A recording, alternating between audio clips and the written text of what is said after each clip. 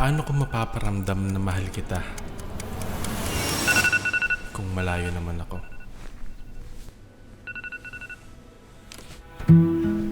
Bakit napakahirap balansehin ng pagmamahal at ng trabaho?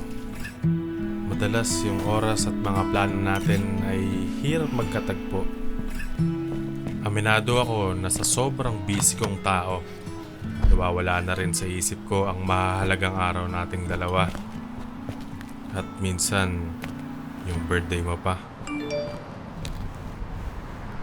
Naku po, oo nga pala. Paano kaya to? Sakto. Paborito niya to. Sana matuwa siya dito.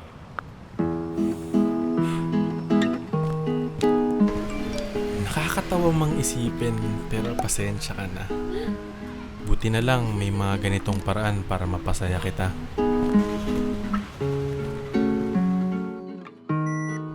Kaya kahit malayo man ako, sana ramdam mo ang pagmamahal ko na para sa'yo. Hi, love! Hi, love. I got them na. Thanks, love, ha? No problem, love. I miss you. Happy birthday to you.